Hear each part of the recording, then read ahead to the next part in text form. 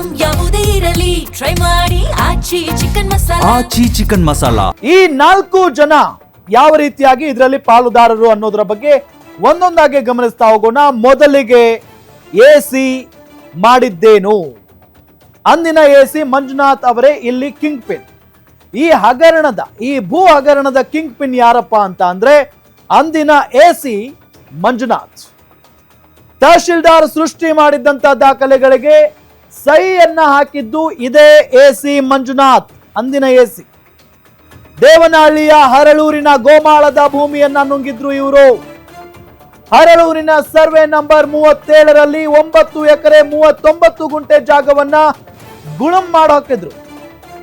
ಏನು 1 ಎಕರೆ 2 ಎಕರೆ ಅಲ್ಲ, 9 ಎಕರೆ 39 ಗುಂಟೆ ಜಾಗವನ್ನ ಗುಳುಂ ಮಾಡಿದ್ರು.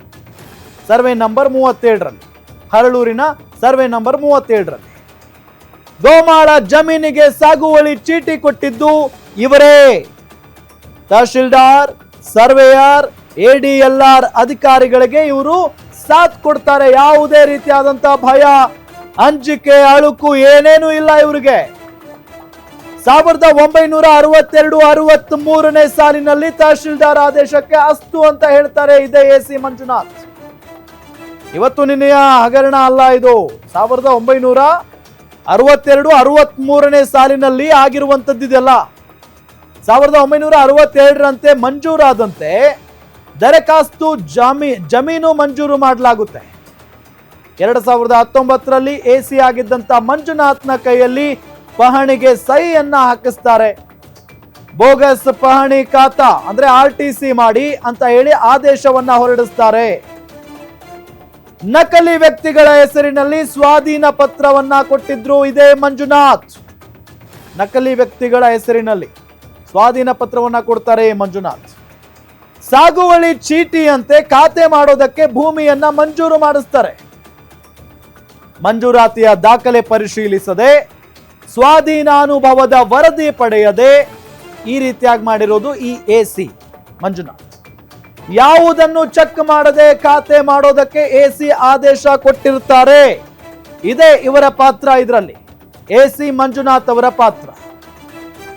ಯಾವುದನ್ನು, ಯಾವ ಡಾಕ್ಯುಮೆಂಟ್ಸ್ ಅನ್ನು ಕೂಡ ಇವರು ಚೆಕ್ ಮಾಡಿಲ್ಲ. ಚೆಕ್ ಮಾಡದೇನೆ ಆದೇಶವನ್ನು ಹೊರಡಿಸ್ತಾರೆ. ಸ್ವಾಧೀನಾನುಭವದ ವರದಿಯನ್ನು ಪಡೆದಿಲ್ಲ, ಏನೇನು ಚೆಕ್ ಮಾಡಿಲ್ಲ. ನಕಲಿ ವ್ಯಕ್ತಿಗಳ ಹೆಸರಿನಲ್ಲಿ ಸ್ವಾಧೀನ ಪತ್ರವನ್ನ ಕೊಡ್ತಾರೆ ಈ ಮಂಜುನಾಥ್. ಸಾಗುವಳಿ ಚೀಟಿಯಂತೆ ಖಾತೆ ಮಾಡೋದಕ್ಕೆ ಭೂಮಿಯನ್ನ ಮಂಜೂರು ಮಾಡ್ತಾರೆ ಇವರು. ಮಂಜೂರಾತಿಯ ದಾಖಲೆ ಪರಿಶೀಲಿಸದೆ ಸ್ವಾಧೀನಾನುಭವದ ವರದಿಯನ್ನ ಪಡೆಯಲ್ಲ ಈ ಎಸಿ. ಯಾವುದನ್ನು ಚೆಕ್ ಮಾಡದೆ ಖಾತೆ ಮಾಡೋದಕ್ಕೆ ಎಸಿ ಆದೇಶವನ್ನ ಕೊಡ್ತಾರೆ. ಸೊ ಅಂದಿನ ಎಸಿ ಮಂಜುನಾಥ್ ಅವರೇ ಇಲ್ಲಿ ಮೇನ್ ಕಿಂಗ್ ಪಿನ್. ಇವರ ಜೊತೆಗೆ ಇನ್ನೂ 3 ಇದ್ದಾರೆ.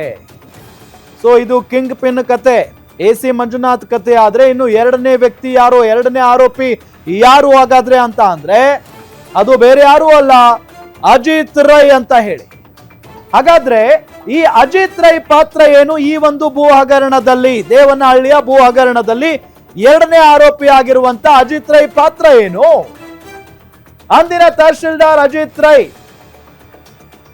ಪಾತ್ರ ಏನು? ಹಾಗಾದ್ರೆ ದೇವನಹಳ್ಳಿಯ ಅರಳೂರು ಗ್ರಾಮದ ಗೋಮಾಳಕ್ಕೆ ನಕಲಿ ದಾಖಲೆಯನ್ನ ಸೃಷ್ಟಿ ಮಾಡಿದ್ದೆ ಈ ತಹಶೀಲ್ದಾರ್, ಅಂದಿನ ತಹಶೀಲ್ದಾರ್ ಅಜಿತ್ ರೈ. ನಕಲಿ ದಾಖಲೆಯನ್ನ ಸೃಷ್ಟಿ ಮಾಡ್ತಾರೆ ಇವರು. ಗೋಮಾಳದ ಜಮೀನಿನಲ್ಲಿ ಕೆಲವು ವ್ಯಕ್ತಿಗಳ ಹೆಸರಲ್ಲಿ ನಕಲಿ ದಾಖಲೆಯನ್ನ ಸೃಷ್ಟಿ ಮಾಡ್ತಾರೆ.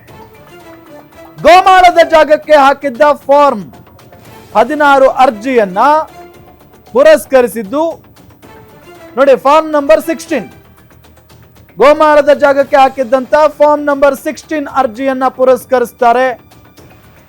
ಅರ್ಜಿಯಲ್ಲಿ ನಮೂದಿಸಿದ ಜಾಗದ ಸ್ಪಾಟ್ ಮಹಜರು ಮಾಡೋದಿಲ್ಲ ನೋಡಿ. ಅರ್ಜಿಯನ್ನ ಅಥವಾ ಅರ್ಜಿಯಲ್ಲಿ ನಮೂದಿಸಿದಂತ ಜಾಗದ ಸ್ಪಾಟ್ ಏನಿರುತ್ತಲ್ಲ ಅದನ್ನ ಮಹಜರು ಮಾಡೋದಿಲ್ಲ ಇವರು.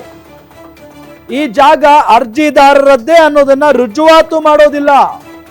ಯಾವುದೇ ಒಂದು ಜಾಗ ವಿಚಾರ ಅಂತ ಬಂದಾಗ ಅದನ್ನ ಮಹಜರು ಮಾಡ್ತಾರೆ, ಹೌದಾ ಅಲ್ವಾ ಅಂತ ತಿಳ್ಕೊಳ್ತಾರೆ. ಬಟ್ ಇಲ್ಲಿ ಏನೂ ಆಗಿಲ್ಲ. ಈ ಜಾಗ ಅರ್ಜಿದಾರರದ್ದೇ ಅನ್ನೋದನ್ನ ರುಜುವಾತು ಕೂಡ ಮಾಡೋದಿಲ್ಲ ಇವರು.